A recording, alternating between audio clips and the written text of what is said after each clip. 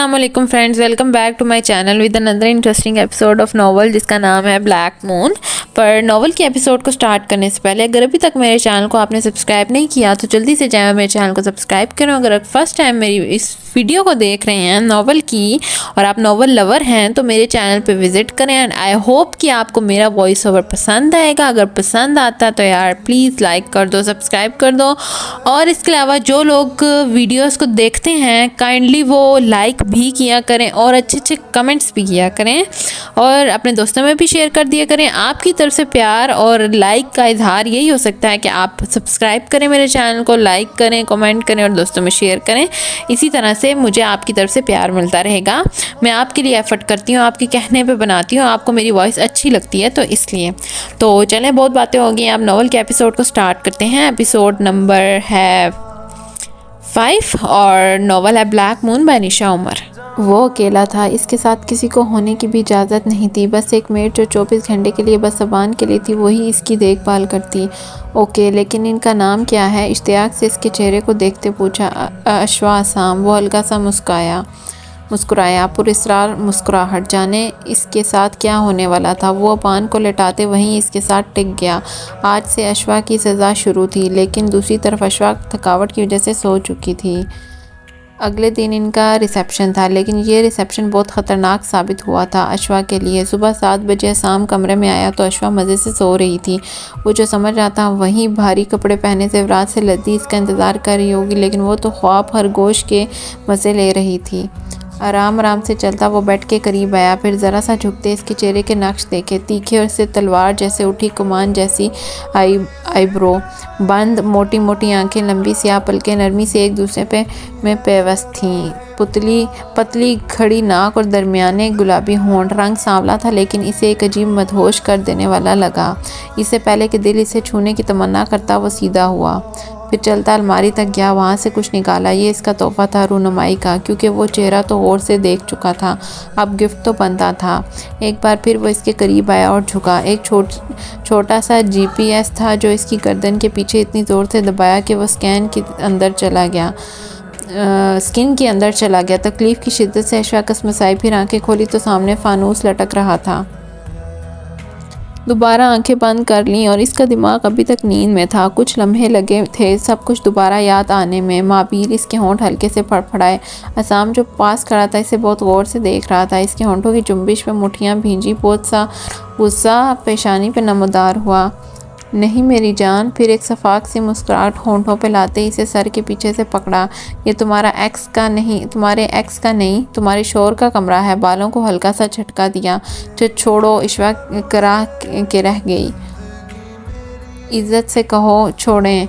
बाल सख्ती से खींचे जा रहे थे। छोड़ें। आंखों में नमी सी जमा होने लगी। ज़रा प्यार से मेरा नाम लेके वो बज़िद था। छोड़ें असाम, दर्द हो रहा है। इसका चेहरा पूरा ऊपर उठ चुका था। मिन्नत से कहो। असाम का चेहरा इसके चेहरे से टच हुआ। प्लीज़ छोड़ें। दर्द से रंग सफ़ेद पड़ रहा था। शादी मुबारक हो। मुस्कुराते असाम ने छोड़ दिया। ये तुम्हारा रूनुमाई का गिफ्ट। आंखें दबाते वो सीधा हो गया, फिर उठ के वॉशरूम जाते हल्की सी पुरस्रार मुस्कुराहट इसकी तरफ उछाली। अशवा यही नहीं समझ पा रही थी अभी इसके साथ हुआ क्या है। सर के पीछे हाथ रखते आंसू गाल भिगो रहे थे। ये इनकी पहली सुबह थी नई ज़िंदगी के नए अज़ाब। मापीर ने वो सारी रात घर से बाहर गुजारी थी। मोरे और खान बाबा अलग परेशान थे और इज़्ज़त को अलग टेंशन थी। मोरे की फ़िक्र सिर्फ बेटे के लिए थी। खान बाबा को इसकी हालत का नहीं पता था, बस इन्हें गुस्सा था कि बता के नहीं गया, जबकि इज़्ज़त जानती थी कि भाई बहुत डिस्टर्ब होगा। ये सब कुछ इसी का किया धरा था। भाई बेटा कोई मैसेज आया। इज़्ज़त परेशानी से बाहर लॉन में टहल रही थी जब खान बाबा वहाँ आए। नहीं। मोबाइल एक नज़र देखते कहा, पता नहीं भाई कहाँ गए हैं। वो वापस अपने काम पे चला गया होगा। पता तो है इसके कामों का, कब अचानक आ जाए। मोरे जो अंदर से चाय लिए आ रही थी कहा। सुबह के 10 बजे थे, अभी तक महावीर का कोई अता पता ना था, जाने कहाँ गया था। शाम को अशा के पास भी जाना है, देखें तो सही बच्ची वहाँ खुश है या नहीं। पता नहीं क्यों परायों में दे दी। पलवशा बेगम कुर्सी पे बैठ चुकी थी। اپنوں سے تو پرائے اچھے، خان بابا بڑبڑائے۔ کیا کہا؟ پلوشا نے گھورا۔ کچھ نہیں ماما، آپ کی تو ٹینشن ختم ہے نا، عزت نے تلخی سے کہا۔ اسے بھی مورے کا یوں کرنا اور اب ایسے کہنا بالکل اچھا نہیں لگا تھا۔ کتنی مطلبی عورت تھی۔ ہاں ہاں شکر الحمدللہ، میری ٹینشن ختم، اس بلا سے جان چھوٹی۔ بس کر دیں، وہ کیا کہتی تھی آپ کو، یا کیا نقصان کرتی؟ میرا بیٹا چھین لیتی، اس سے بڑا بھی کوئی نقصان ہوتا۔ وہ تلملا ہی تو گئی تھی بیٹی کے جواب پہ۔ وہ تو اب بھی آپ کا نہیں رہا، اب کبھی وہ آپ سے ویسی محبت سے بات نہیں کر سکیں گے جیسے پہلے کرتے تھے۔ بھائی کی فکر کم ہی نہیں ہو رہی تھی۔ کچھ نہیں ہوتا، وہ 2 دن کی محبت ہے، بھول جائے گا۔ پلوشا نے جیسے ناک سے مکھی اڑائی۔ کاش ایسا ہو جائے، لیکن آپ نے اچھا نہیں کیا۔ اچھا بس زیادہ ٹر نہ کرو، مجھے پتہ ہے تمہارے دل میں اس لڑکی کے لیے محبت جاگ رہی ہے۔ عزت اپنا کپ اٹھا کے وہاں سے چلی گئی۔ مورے کو کچھ کہنے کا کوئی فائدہ نہیں تھا۔ یہ مت بھولو کہ تم بھی ایک جوان بیٹی کی ماں ہو، کیا پتہ کل کو ہمیں ان کے قدموں میں گرنا نہ پڑ جائے۔ توبہ توبہ، کیسی فضول باتیں کر رہے ہیں، میری بیٹی ان کی بیٹی جیسی بے حیا نہیں ہے، اور نہ ہی کبھی ایسی نوبت آئے گی کہ مجھے ان کے قدموں میں گروں۔ جھرجھری لیتے کہا۔ اللہ ہی تمہیں ہدایت دے پلوشا۔ خان صاحب خاموش ہو گئے۔ پلوشا سے بات کرنا سمجھو دیوار سے سر مارنے والی بات تھی۔ بس معابیر شام سے پہلے گھر آ جاتا، کل بھی وہ نہیں تھا، اور کتنے لوگوں نے اس کا پوچھا تھا۔ دوپہر کا کھانا اسے کمرے میں ہی دیا گیا تھا۔ اسام خود پتہ نہیں کہاں تھا، اس نے بس 2 ہی نوالے لیے، بھوک تو ویسے ہی مری ہوئی تھی۔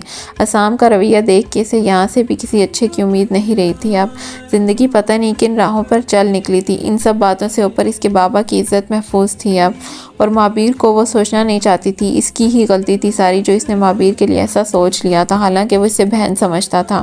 بیڈ کراؤن سے ٹیک لگائے اپنے ہاتھوں کو دیکھ رہی تھی، جب کل رات والی لڑکی دستک دے کے اندر آئی۔ السلام علیکم مسز اسام شیخ شرارتی سی مسکراہٹ سے نوازتے اس کے قریب آئی، پھر گال سے ہونٹ مس کیے۔ اشوا سمٹ سی گئی۔ کیوں، اچھا نہیں لگا؟ دانیہ نے خفگی سے اسے دیکھا۔ نہیں، وہ شرمندہ سی ہوئی۔ ہاں، یہاں بھائی نے دی ہوگی اور تم نہیں، وہ تیزی سے بولی، چہرہ حیا سے سرخ ہوا۔ اچھا، رونمائی کا کیا گفٹ ملا؟ اس کے خالی بازوں اور گردن دیکھتے پوچھا۔ بے ساختہ اشوا کا ہاتھ بالوں تک گیا تھا۔ کیا ملا؟ وہ اسے دیکھ رہی تھی۔ وہ کچھ نہیں، شاید انہیں یاد نہیں رہا۔ اسے اسام کا ذکر کرتے الجھن ہو رہی تھی۔ کیسے ہو سکتا ہے؟ اس کے تو کان میں کھینچوں گی۔ اشوا کا ہاتھ پکڑتے چوما۔ اس چھوٹی سی لڑکی پہ اسے بہت ترس آیا۔ میرا بھائی تھوڑا سخت مزاج ہے، کسی سے نہیں بنتی اس کی، لیکن وہ دل کا اچھا ہے۔ وہ اسے دھیرے دھیرے سمجھانے لگی۔ اشوا خاموشی سے سنتی رہی۔ اب وہ کیا کہتی کہ کتنے اچھے دل کا مالک تھا ان کا بھائی، آتے ہی اپنا سخت مزاج دکھا دیا تھا اسے۔ اچھا چلو، تم بھی کہو گی بور کرنے آ گئی ہوں۔ کافی دیر بولتے رہنے کے بعد انہیں خیال آ ہی گیا۔ تم آرام کرنا چاہو تو کر لو، ورنہ گھر کال کر لو، آنٹی کی 2-3 بار کال آ چکی ہے۔ ادھر ادھر دیکھتے اس کا موبائل ڈھونڈنا چاہا۔ میرا موبائل؟ اشوا کو بھی اب خیال آیا کہ اس کا موبائل کہیں نہیں ہے۔ ساتھ لے کے آئی تھی؟ دانیہ نے ڈرا کھولتے ہوئے پوچھا۔ جی، رات کو پاس تھا میرے۔ پریشانی سے وہ بھی آس پاس تلاش کر رہی تھی، ہو سکتا ہے اسام نے کہیں رکھ دیا ہو۔ تو میرے فون سے بات کر لو، میں لا کے دوں؟ تلاش کرنا ترک کرتے اسے دیکھا۔ جی اوکے، پریشان نہ ہو، مل جائے گا۔ اس کی اداس شکل دیکھ کے تسلی دی اور باہر چلی گئی۔ کہاں گیا میرا موبائل؟ میرا آخری بار موبائل اس نے رات کو ہی دیکھا تھا۔ آنکھوں میں نمی سی جمع ہونے لگی۔ رونا نہیں ہے؟ دانیہ دوبارہ کمرے میں داخل ہوئی تو اس کی آنکھوں میں پانی دیکھ کے تیزی سے پاس آئی۔ یہ لو، کر لو ماما سے بات، یہاں تمہیں کوئی پریشانی نہیں ہوگی، اگر ہو بھی تو اسام کر لے گا ہینڈل، تم مجھے بھی بتا سکتی ہو۔ اسے خود سے گلے لگایا جو موبائل گم ہو جانے پہ رونے بیٹھ گئی تھی۔ موبائل کا کیا ہے، ایسے لاکھوں قربان تم پہ، سر پہ پیار کرتے خود سے الگ کیا، پھر آنسو صاف کیے۔ یہ لو، اب پکڑو اور بات کر لو، وہ بھی پریشان ہو رہے ہوں گے، پھر آرام کر لینا۔ ریسیپشن کے لیے 7:30 بجے پارلر والی آئے گی۔ ٹھیک ہے۔ تصدیق کے لیے دیکھا کہ اس نے اس کی بات سمجھی بھی ہے یا نہیں، پھر اسے پیٹرن بتا کے وہ چلی گئی تھی۔ اشوا نے تھوڑی دیر موبائل کو دیکھا، پھر سائڈ پہ رکھ دیا۔ وہ کسی سے بات نہیں کرنا چاہتی تھی، اپنے گھر والوں سے تو بالکل بھی نہیں۔ وہ اس وقت آفس میں بیٹھا پیپر ویڈ انگلیوں میں گھما رہا تھا۔ اس کے سامنے اشوا کا موبائل رکھا تھا، جہاں اس کے گھر سے بے تحاشا کالز اور میسیجز آ چکے تھے، اور وہ مسکراتے وہ سب دیکھ رہا تھا۔ یہ سب تو میری تکلیف سے بہت کم ہے، حمید صاحب غائبانہ ان سے مخاطب ہوا۔ یہ سب تو شروعات ہے، ایسی جگہ چوٹ لگاؤں گا کہ آپ چیخ بھی نہیں سکیں گے۔ پیچھے ٹیک لگاتے ٹانگیں ٹیبل پہ رکھی، فون دوبارہ بجنے لگا۔ آگے ہو گے اٹھایا تو اب معابیر کی کال تھی۔ یہ صبح سے پہلی بار اس کی کال آئی تھی۔ سامنے یس کا بٹن دبایا۔ اشوا آگے سے بے چینی سے آواز آئی، اسام इज हेयर, माथे पे बल पड़े। अशवा से बात करवा दो, महाबीर बदतमीजी से बोला। आइंदा कॉल करने की गलती मत करना वरना। असाम को और ज़्यादा तप चढ़ी थी। ऊंची आवाज़ वो अपनी बहन की बर्दाश्त नहीं करता था। ये तो फिर इसकी बीवी का एक्स था, वरना क्या आगे भी महाबीर था।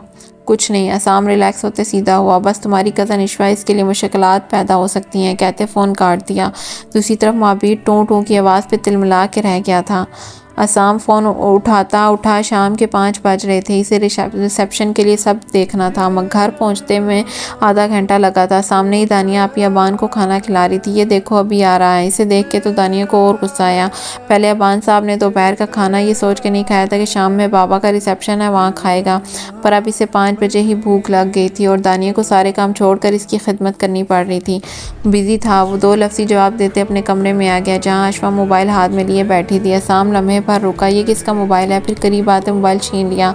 तानिया आपी का बेतासर लहजे में जवाब दिया। क्यों लिया है? बहुत दिल कर रहा था अपने आशिक चेस्ट शर्ट। अब अपना मुंह बंद करें। अशवा खड़ी हो गई। मेरे बारे में जो मर्ज़ी कहें, लेकिन मेरी फैमिली को बीच में मत लाएं। तुम्हारी फैमिली अब सिर्फ मैं हूँ। टोड़ी को दबोचते वक्त तकरीबन गराया था और मेरे सामने आइंदा ऐसी आवाज़ निकालने की हिम्मत भी मत करना। पीछे दीवार से लगाते हुए सुर्ख आंखें इस पे गाड़े हुआ था। और आइंदा किसी से भी मोबाइल मत मांगना। ये पहली और आखिरी बार था। तुम्हारा ताल्लुक अब तुम्हारे घर वालों से ख़त्म समझो। झटके से छोड़ते पीछे हटा। अशवा की टोड़ी सुर्ख हो चुकी थी। खौफ से आंखों में आंसू जमा होते अब गालों पे लड़खने लगे थे। तुम ये मत समझना कि यहाँ आके मुझ पे राज करोगी। यहाँ तुम बस वही करोगी जो मैं कहूँगा। यहाँ मेरा राज चलता है। इसके लहजे की कड़वाहट से अशवा की रीढ़ की हड्डी सनसना उठी थी। इसे बिना छोड़ के असाम ड्रेसिंग रूम में चला गया। इसे बुत बना छोड़कर असाम ड्रेसिंग रूम में चला गया। रिसेप्शन। हर तरफ ज़र्क बर्क कपड़ों में मलबूस ख़वातीन कहके लगा रही थी। मर्द हजरात लॉन की दूसरी तरफ मौजूद थे। हर तरफ ज़र्क बर्क कपड़ों में मलबूस ख़वातीन कहके लगा रही थी। मर्द हजरात लॉन की दूसरी तरफ मौजूद थे। हर तरफ रंगीनियाँ ही रंगीनियाँ बिखरी थीं। आसाम सफ़ेद रंग की शर्ट और ब्लैक पैंट में मलबूस ज़रूरत से ज़्यादा हैंडसम और डैशिंग लग रहा था। एक बाजू पे कोट लटकाए वो वेटर को हिदायत दे रहा था और साथ ही कफ खोलते बाजू फोल्ड किए मजबूत कलाई में महंगी घड़ी जगमगा रही थी। दूसरी तरफ सफ़ेद शरारे के साथ सफ़ेद ही लॉन्ग कुर्ती जिस पे पत्थर का काम हुआ था पहने इशवा ब्यूटिशियन के सामने बैठी थी। 15 मिनट लगे थे पार्टी मेकअप में। सिंपल सा तैयार होके ब्लैक कलर के वेलवेट की शॉल दाएं कंधे पे डाली। बालों को स्टाइलिश छुट्टियाँ की गई और इन पे सफ़ेद रंग के छोटे छोटे पत्थर जगमगाते रोशनियाँ बिखेर रहे थे। कलाइयों में ब्लैक कलर की चूड़ियाँ, उंगलियों में ब्लैक अंगूठियाँ हाथों को और खूबसूरत बना रही थी। इसका मेकअप इसके कपड़ों की मुनासबत से किया गया था। वाइट कलर की हील पहने वो भी उदासी में बहुत हसीन लग रही थी। कुछ देर बाद इसे दानिया आपी के साथ बाहर स्टेज पे जाना था। यहाँ क्यों बैठे हैं हमीद साहब? जाना नहीं है बेटी के घर? आयशा तैयार होकर इन्हें ढूंढती वहाँ आई। जाना तो है, लेकिन वो जो इशवा के कमरे में आए थे इन्हें इसकी बहुत याद आ रही थी। इसका पेन हाथ में लिए उदासी से इसका लम्स महसूस करना चाह रहे थे। शायद बेटियां तो बाप की जान होती हैं। इनकी भी इशवा में जान बसी थी, लेकिन वो भी इनके पास ही टिक गई। याद तो इन्हें भी बहुत आ रही थी इसकी, लेकिन मैं इसका सामना कैसे करूँगा? मैंने इसका दिल तोड़ा है। जाने वो वहाँ कैसे होगी? अगर वो कुछ ना आई तो मैं मर जाऊँगा। इनकी आवाज़ भीग रही थी। आयशा ने इनके हाथ पे हाथ रखा। आपने इसके लिए अच्छा ही सोचा है। अगर आपा के घर जाती तो क्या पता वहाँ इसे कैसी मुश्किलात का सामना करना पड़ता, लेकिन वो हमारी आंखों के सामने तो होती ना। आयशा, जाने क्यों मुझे लग रहा है कि मैंने इसके साथ बहुत बुरा कर दिया है। मेरा दिल बैठ रहा है। कुछ नहीं होगा। आप क्यों इतनी टेंशन ले रहे हैं? अल्लाह के सुपुर्द कर दें अपना मामला। अल्लाह बेहतरीन करने वाला है। इन्हें तसल्ली देते वहाँ से उठाया ताकि तैयार हों। रईस पुप्पो के घर गया हुआ था। सब ने साथ ही निकलना था यहाँ से। तुम चलो मैं आता हूँ। वो इनके साथ खड़े तो हो गए, लेकिन वहाँ से जाने का दिल नहीं कर रहा था। अशवा की महसूस खुशबू इन्हें बेचैन कर रही थी। आयशा बेगम बाहर चली गई तो इन्होंने पेन दराज में रखने के लिए दराज खोला। वहाँ एक ब्लू कलर का नोट पड़ा था। जैसे इन्होंने उठा लिया। इसके ऊपर जो कुछ लिखा था इनकी जान निकालने के लिए काफ़ी था। इनकी बेटी इन्हें ज़िंदगी भर की सज़ा दे गई थी या सज़ाए मौत सुना गई थी। दिल को थामते वो ज़मीन बोस हुए। شاید بلیک اینڈ وائٹ تھیم تھا جو ہال میں بھی انہیں 2 رنگوں میں سجایا گیا تھا۔ دانیہ آپی کے ساتھ چلتی ہوئی اسٹیج تک آئی۔ عصام وہاں موجود نہیں تھا۔ آس پاس لوگ ٹھہر کے اسے دیکھ رہے تھے۔ سانولے رنگ پہ سفید رنگ خاص کشش پیدا کر رہا تھا۔ اداسی میں وہ کوئی کلاسیکل حسن کی ملکہ لگ رہی تھی جس کی آنکھیں جھیل جیسی ہوں اور ان میں ایسا درد ہو کہ دیکھنے والا ایک لمحے کے لیے اس درد میں ڈوب کے ابھرے۔ آپی مما لوگ نہیں آئے؟ کافی دیر کے بعد جب ہال لوگوں سے بھرنے لگا تو اشوا نے دانیہ آپی سے پوچھا، پتہ نہیں عصام بھی نظر نہیں آ رہا؟ وہ بھی کافی دیر یہی نوٹ کر رہی تھی۔ اچھا پریشان نہیں ہونا، میں آتی ہوں۔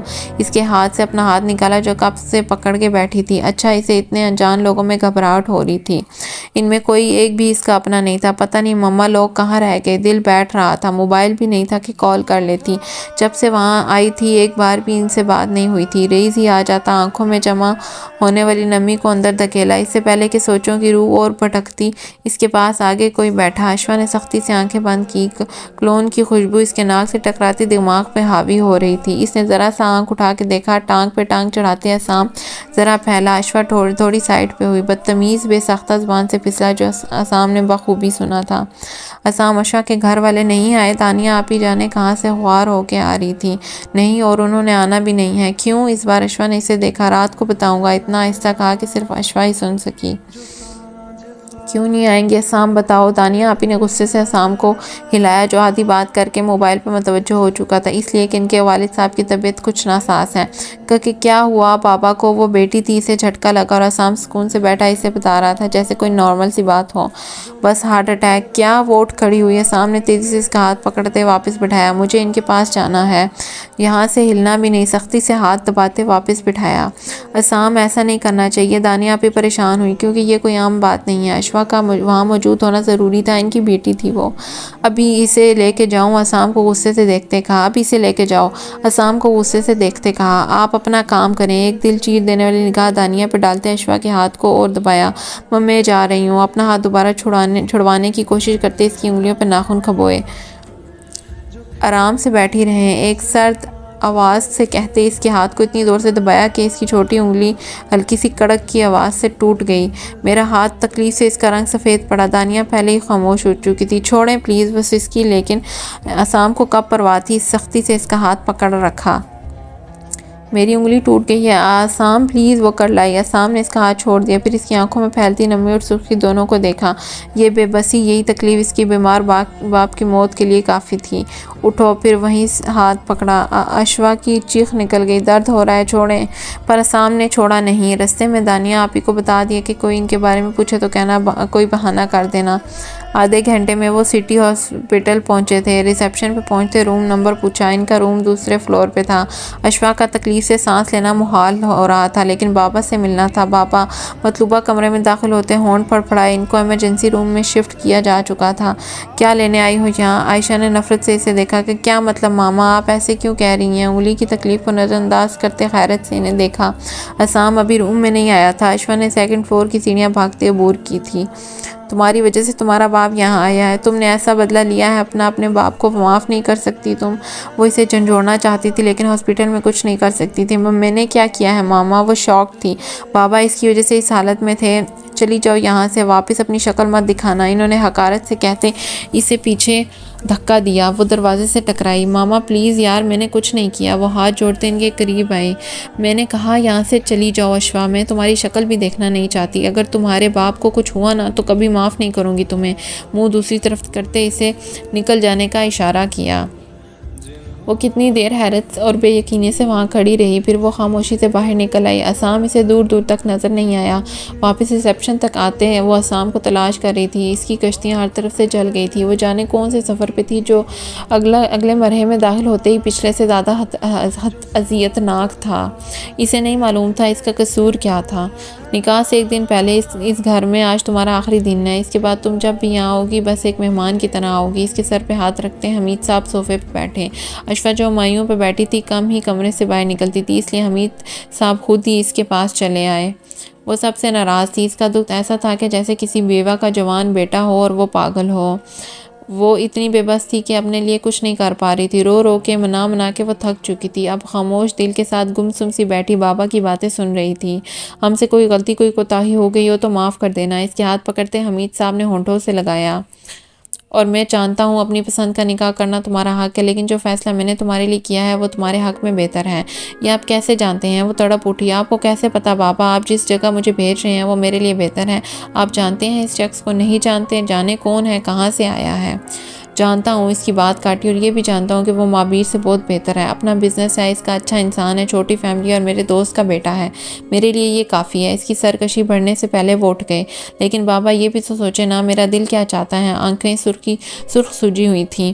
تمہیں شرم آنی چاہیے، باپ کے سامنے ایسی بکواس کرتی ہو۔ اس وقت عائشہ بیگم کمرے میں داخل ہوئی۔ حیا مر گئی ہے کیا؟ چپ کرو تم، حمید صاحب نے عائشہ کو گھورا۔ آپ کی ہی ان لاڈوں نے اسے اتنی شے دی ہے جو آج سر پہ چڑھ کے ناچ رہی ہے۔ عائشہ بیگم کے تلوؤں پہ لگی۔ مجھے بتاؤ تمہارا دل کیا چاہتا ہے؟ حمید صاحب نے اشوا کو دیکھا۔ کچھ نہیں، دل مار دیا گیا ہے، جو آپ کو میرے لیے اچھا لگے وہی کریں۔ آنسو دل پہ گر رہے تھے لیکن زبان کچھ اور کہہ رہی تھی۔ باپ کی رضا رب کی رضا۔ عائشہ بیگم نے ٹکڑا لگایا۔ تمہارے باپ کا فیصلہ ہرگز غلط نہیں ہوگا، تمہارے لیے بہت خوش رہو گی۔ عائشہ بیگم بھی اب نرم پڑ گئی تھی۔ آگے ہو کے خود سے لگایا۔ پھر تھوڑی دیر بعد وہاں سے چلے گئے تو اشوا نے نوٹ پیڈ اٹھایا اور اس پہ لکھا، میں اشوا حمید آج قسم کھاتی ہوں دوبارہ اس گھر میں کبھی قدم نہیں رکھوں گی۔ میں ان کے لیے مر گئی ہوں، وہ میرے لیے مر گئے ہیں۔ پھر نیچے تاریخ مینشن کی۔ نوٹ پھاڑ کے ڈرا میں رکھ دیا۔ جاتے ہوئے وہ یہ لازمی لے کے جائے گی تاکہ اس کا دل مضبوط رہے، کبھی یہاں واپس آنے کی ضد نہ کرے۔ جہاں اس کے جذبات کو سننا پسند نہیں کیا جا سکتا، جہاں اس کی کوئی قدر نہیں ہے، پھر وہاں آنے کا کیا فائدہ؟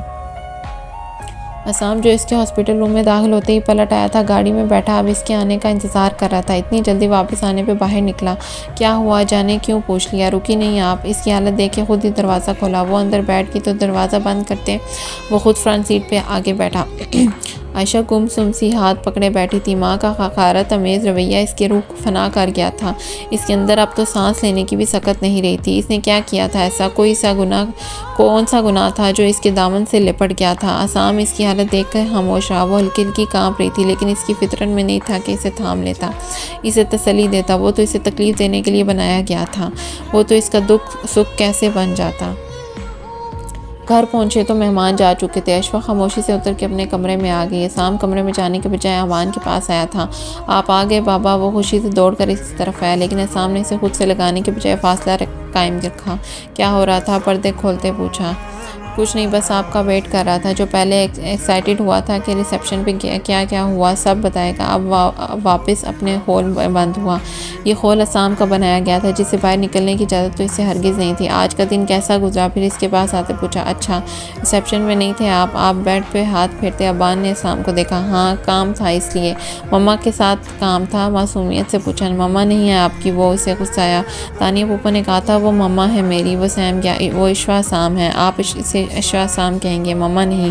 تنبیہ کی۔ وہ بڑی ہیں مجھ سے، اسے اچھا نہیں لگا تھا شاید۔ جیسا میں نے کہا ہے ویسا ہی کریں گے آپ، اور کوئی آرگیومنٹ نہیں۔ کندھے سے پکڑتے باور کروایا۔ جی بابا۔ وہ ڈر رہا تھا۔ اور ان کے پاس بھی نہیں جانا، آپ کا تعلق صرف مجھ سے ہے، یہاں کوئی نہیں ہے جو آپ کا اپنا ہو، یہ بات ہمیشہ یاد رکھنا۔ جی بابا۔ وہ اسے کافی دیر تک سمجھاتا رہا۔ وہ نہیں چاہتا جیسے وہ ٹوٹا تھا ویسے اس کا بیٹا بھی ٹوٹے۔ اسے زندگی کیسے جینی ہے یہ سب سیکھنا تھا، خاص طور پر اکیلے کیسے جینا ہے۔ دیکھا، میں نے کہا تھا نا وہ لڑکی کھا گئی میرے بھائی کو۔ پلوشہ تو ہمیشہ اس کے خلاف ہی بولتی تھی۔ بس کرو بیگم، اس میں اس بچی کا کیا قصور ہے؟ خان پاپا نے ان کو گھورا، وہ لوگ ہاسپٹل جا رہے تھے۔ وہ بچی نہیں ہے، پہلے عزت کو پاگل کیا، پھر میرے مابیر کو اور اب اپنے گھر والوں کو وہ کسی قابل نہیں چھوڑے گی۔ شادی تو اس نے اپنی پسند سے کی ہے، پھر بھی مجھے تو لگتا ہے میرا بھائی سے دکھ میں بیمار ہے کہ اس کی بیٹی نے دغا کر دیا اس کے ساتھ۔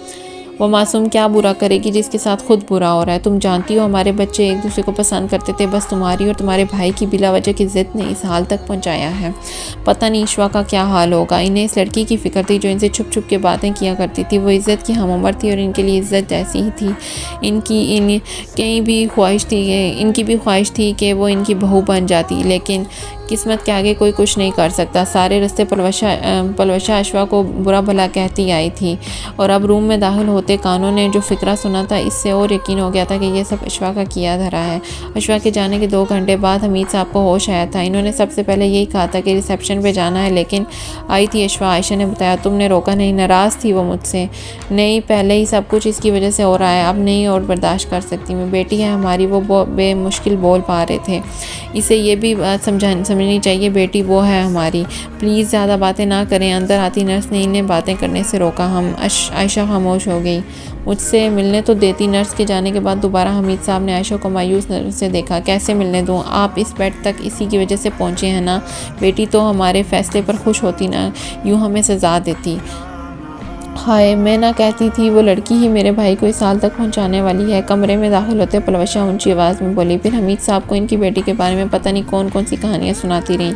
وہ پہلے ہی بیڈ پہ تھے، ان کی طبیعت اور خراب ہونے لگی۔ عائشہ بیگم نے آخری انہیں غصے سے وہاں سے جانے کو کہا۔ خان بابا سمجھ رہے تھے سچویشن کو، سو بغیر برا منائے وہ پلوشہ کو لے کے واپس چلے گئے۔ رئیس کھانا کھا لو، مجھے بھوک نہیں ہے۔ رئیس نے اس سے منع کیا۔ پریشان ہونے سے کیا ہوگا، اب وہ ٹھیک ہیں۔ وہ جانتی تھی ماموں کی وجہ سے وہ پریشان ہے۔ افشا سے رابطہ ہوا تمہارا؟ رئیس نے سر جھٹکے اس سے پوچھا۔ نہیں، کال ریسیو نہیں کرتی، بے دلی سے کہتے وہ بھی ساتھ ٹک گئی۔ مجھے بھوک نہیں ہے، لے جاؤ یار، کھانے سے کیا ناراضگی، کھا لو پلیز۔ نہیں بھوکنا، ایک بار سمجھ نہیں آئی، غصے سے کہتے وہ خود ہی اٹھ گیا۔ ہر کوئی عجیب سی ٹینشن میں تھا۔ عزت نے پھر کھانا نہیں کھایا۔ دوسری طرف معابر کئی فٹ بلندی سے خود کو ہوا میں اچھالتے آسمانوں سے زمین پہ گر رہا تھا۔ 2 بجے کمرے میں آیا تھا۔ عائشہ ابھی تک جاگ رہی تھی۔ ہاتھ کی چھوٹی انگلی سوجن کی وجہ سے موٹی نظر آ رہی تھی۔ سامنے ایک نظر اسے دیکھا، تکیے پہ گال ٹائے وہ بائیں کروٹ پہ لیٹی، جانے کیا سوچی تھی۔ اسے کچھ کہے بنا وہ ڈریسنگ روم میں چلا گیا۔ 5 منٹ بعد باہر نکلا تو وہ ہنوز اسی پوزیشن میں تھی۔ خیریت ہے؟ اس کے سرخ چہرے کو بغور دیکھا۔ عجیب سی کشش تھی اس کے وجود میں جو اسے اپنی جانب کھینچنے کی کوشش کر رہی تھی۔ عائشہ نے شاید سنا نہیں، اس لیے اپنی جگہ سے ہلی تک نہیں۔ کچن سے کچھ کھانے کے لیے لا دیں، دوبارہ متوجہ کرنا چاہا، لیکن عائشہ نے تو ہوش میں ہی نہیں تھی، کیسے اس کی بات سنتی ہے۔ سامنے دوبارہ کہا ہی نہیں۔ اپنی جگہ پہ آ کے لیٹتے اس نے بھی دوسری جانب کروٹ لے لی۔ اسے کون سا فرق پڑ رہا تھا، بھاڑ میں جائے، بھوک تو ویسے بھی نہیں تھی، بس اسے تنگ کرنے کا مقصد تھا۔ پھر صبح 10 بجے اس کی آنکھ کھلی تو وہ وہاں موجود نہیں تھی۔ غیر ارادی طور پر اس نے عائشہ کو ڈھونڈا لیکن نہیں ملی۔ باہر آ کے بوا سے پوچھا تو انہوں نے بھی لا علمی کا اظہار کیا۔ کہاں جا سکتی ہے؟ اب اسام کی پیشانی پہ بل پڑے۔ واپس کمرے میں آتے ٹیرس پہ دیکھا، وہاں بھی نہیں تھی۔ ڈریسنگ روم میں، اسٹڈی روم میں، باتھ روم سب خالی تھے۔ بیسائڈ ٹیبل پہ سے اپنا فون اٹھاتے گارڈ کو کال کی۔ مسز اسام باہر نکلی ہیں؟ 2 ٹوک انداز میں پوچھا۔ نہیں سر، سوائے بوا کی بیٹی کے اور کوئی باہر نہیں نکلا۔ بوا کی بیٹی کب آئی تھی؟ اسے شک ہوا۔ نہیں معلوم سر، پتہ کر کے بتاتا ہوں۔ وہ کمرے سے باہر نکل آیا۔ بوا آپ کی بیٹی آئی تھی؟ کچن میں آتے ان سے پوچھا۔ نہیں، وہ تو کراچی ہوتی ہیں، اسلام آباد کیسے آئے گی اکیلی؟ انہوں نے حیرانگی سے اسے دیکھا۔ عائشہ میں چھوڑوں گا نہیں تمہیں، دانت پیستے اسے مٹھیاں بھیجی۔ 7 بجے کے قریب وہ بیڈ سے اٹھی تھی، ٹوٹی انگلی اب سن ہو چکی تھی۔ ڈریسنگ روم سے کالے رنگ کی چادر نکالی جو کہ یقیناً اسام کی تھی۔ لیتے ہی اسے احساس ہو گیا تھا کہ وہ سردیوں کے لیے ہے، لیکن اس وقت منہ چھپانے کے لیے اس کے پاس اور کچھ نہ تھا۔ اسے بابا کے پاس جانا تھا۔ ساری رات اضطراب میں گزری تھی۔ گرم شال لیتے وہ کمرے سے باہر نکل آئی تھی۔ سامنے کوئی نہیں تھا، سب سو رہے تھے۔ خاموشی سے سیڑھیاں اترتے وہ ٹی وی لاؤنج عبور کر گئی۔ گیٹ پار کرتے اسے گارڈ نے دیکھا تھا جو شاید اونگ بھی رہا تھا، دوسرا پتہ نہیں کہاں تھا۔ موقع تو بہت اچھا تھا، بہت خاموشی اور آرام سے وہ اس اسام مینشن سے نکل گئی تھی۔ مین روڈ پہ آتے ہی اس نے ایک آٹو لیا جو اسے ہاسپٹل کے عین سامنے اتار کے چلا گیا۔ روم کا اسے پتہ تھا، اس لیے زیادہ مشکل نہ ہوئی، لیکن اندر داخل ہونے سے پہلے اس نے جو سنا تھا وہ اس کی زندگی اجاڑ گیا تھا۔ وہ جو اب تک یہ سمجھ رہی تھی کہ اس کے ماں باپ نے اس کے بھلے کے لیے اسام شیخ سے اسے بیعت دیا تھا، اصل کہانی تو کچھ اور تھی، دل چیر دینے والی۔ اس کے بابا، پیارے بابا ایسا کیسے کر سکتے ہیں؟ اپنی بیٹی کو کون بیچتا ہے؟ شاید کوئی پاگل یا جواری یا نشئی جسے پیسے چاہیے ہوں اپنا نشہ پورا کرنے کے لیے۔ اس کا باپ نہ تو جواری تھا، نہ پاگل اور نہ ہی نشئی، پھر کیوں؟ وہ اتنی عذرا تھی، بوجھ تھی ان پہ؟ اگر ایسا تھا تو مار دیتے، کہیں زندہ دفنا دیتے۔ کیا اس کی موجودگی اتنی اذیت ناک تھی ان کے لیے جو اسے یوں کہ کسی انجان آدمی کو اف خدایا؟ اس کے پاؤں من کے بھاری ہوئے۔ وہ وہاں سے کیسے نکلی تھی صرف عائشہ ہی جانتی تھی۔ رنگ لٹھے کی مانند سفید پڑ چکا تھا۔ سڑک عبور کرتے وہ کس چیز سے ٹکرائی تھی؟ اسے کتنے زخم آئے تھے جو حواس کھوتے اسے صرف خود کا بک جانا یاد تھا۔ تم لوگوں کو نوکریوں پہ کیوں رکھا ہے؟ بس سونے کے لیے؟ دونوں گارڈ سر جھکائے اس کے سامنے کھڑے تھے۔ مجھے عائشہ اسام یہاں چاہیے، چاہے جہاں مرضی سے ڈھونڈ کے لاؤ، ورنہ مجھ سے برا کوئی نہیں ہوگا۔ لہجے کی سختی ریڑھ کی ہڈی میں سنسنا اٹھی تھی، جیسے جی سر۔ وہ دونوں سر جھکائے وہیں سے واپس پلٹ گئے۔ وہ خود بھی گاڑی لے کے باہر نکل آئے کیونکہ اسے کچھ اندازہ تھا وہ کہاں جا سکتی ہے۔ اس کا رخ ہاسپٹل کی طرف تھا۔ آدھے گھنٹے کا سفر اس نے 10 منٹ میں طے کیا، لیکن عائشہ وہاں بھی نہیں تھی۔ تو پھر وہ کہاں گئی تھی؟ اس نے پورا شہر چھان مارا تھا لیکن اسے عائشہ اسام نہیں ملی تھی۔ زمین کھا گئی یا آسمان نگل گیا؟ آخر کہاں گئی تھی وہ؟ سر ہم نے تمام ہاسپٹل چیک کر لیے ہیں، ہمیں مسز اسام کہیں نہیں ملی۔ اس کی آدمی دوسری دفعہ بھی خالی ہاتھ آئے تھے۔ اچانک سے کچھ یاد آیا، وہ تیزی سے کمرے کی طرف بھاگا تھا۔ اس کے چلے جانے کی ٹینشن میں اسے خیال ہی نہیں رہا کہ جی پی ایس اس کی لوکیشن اسے ہمیشہ بتا سکتا ہے۔ تیزی سے لیپ ٹاپ آن کرتے اس نے لوکیشن نکالی۔ اتنا وقت ضائع کیا تھا، اب ایک لمحہ بھی لگائے بنا وہ اس تک پہنچنا چاہتا تھا۔ اگلے 1 گھنٹے میں وہ بگولا نامی گاؤں جو جہلم کے قریب تھا وہاں پہنچا۔ وہاں تھی اشوا۔ وہاں کیسے پہنچی یہ تو اس سے ملنے کے بعد ہی پتہ چلنا تھا۔ جی آپ کون؟ ایک 12-13 سال لڑکی نے گیٹ کھولتے اس سے پوچھا۔ اسام نے پہلے اس لڑکی کو دیکھا، پھر اسے ہٹاتے وہ اندر چلا گیا۔ ساتھ ہی اس کے گارڈز بھی تھے۔ سامنے ہی برآمدے میں 2 عورتیں بیٹھی باتیں کری تھی جو اسے دیکھ کے کھڑی ہوئی۔ آپ کون ہیں؟ اور یہاں ایسے منہ اٹھا کے؟ اپنی بیوی کو لینے آیا ہوں، تو ٹوک انداز میں کہتے دونوں خواتین کو گھورا۔ آپ کی بیوی یہاں کیسے آ سکتی ہے؟ جو عمر سے قدرے کم تھی وہ بامشکل بولی۔ آپ کے چہروں کے اترتے چڑھتے رنگ ہی سب بتا رہے ہیں، آرام سے بتا دیں ورنہ اگر میں نے ڈھونڈنا چاہا تو اچھا نہیں ہوگا آپ لوگوں کے لیے۔ سامنے موبائل پہ لوکیشن دوبارہ دیکھی، وہ صحیح جگہ پہ کھڑا تھا، بس تھوڑا سا فاصلہ تھا۔ تمہیں کس نے کہا کہ یہاں ہے تمہاری بیوی؟ ایسے ہی دماغ نہ چاٹو اور انگلیاں اور نکلو یہاں سے۔ اب بڑی عمر کی خاتون دوپٹہ سیدھا کرتے سامنے آئی تھی۔ سامنے ان کے کچھ کہنے کے بجائے گارڈز کا اشارہ کیا جو حکم کے ملتے ہی کمروں میں چلے گئے۔ 2 منٹ میں ہی باہر نکلا۔ سر یہاں ہے مسز اسام۔ دونوں عورتیں اب حواس بھنگی سے انہیں روکنے کی کوشش کر رہی تھی۔ اسام ان کے ہاتھ جھٹکتے اندر آیا، جہاں اشوا ایک ٹوٹی سی چرپائی پہ پڑی ہوئی تھی۔ اسے دیکھ کے نہیں لگتا تھا کہ وہ ہوش میں ہے۔ اسے بازو میں اٹھاتے اسے اندازہ ہوا کہ اس کے سر سے خون نکل رہا ہے۔ ان کو ساتھ لے کے آؤ۔ ایک کرخ نگاہ پہ ڈالتے وہ اشوا کو لیے تیزی سے گاڑی تک آیا۔ پتہ نہیں اس کے ساتھ انہوں نے کیا کیا تھا، اگر اسے کچھ بھی ہوا نا تو تم لوگ اپنی موت کی تیاری کر لینا۔ اشوا کو لیے وہ پیچھے بیٹھا، گاڑی ڈرائیور چلا رہا تھا۔ دوسری گاڑی میں گارڈز اور وہ دونوں عورتیں تھیں۔ ان کے سر پہ گہری چوٹ آئی ہے، اتنا زیادہ خون بہنے کی وجہ سے مشکل ہے کہ ہم انہیں کسی خطرناک بیماری کے ہونے سے بچا سکیں۔ کسی بھی حال میں ان کا زندہ اور ٹھیک رہنا بہت ضروری ہے۔ اس کا بس نہیں چل رہا تھا وہ سب کچھ تہس نہس کر دے، سب کچھ اپنی جگہ، لیکن وہ اس کی بیوی تھی۔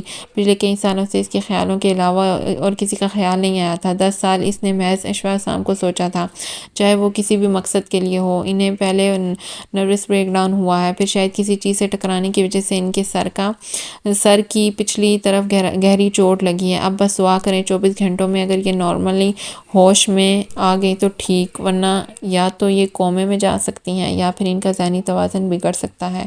ڈاکٹر بری خبر سنا کے وہاں سے جا چکا تھا۔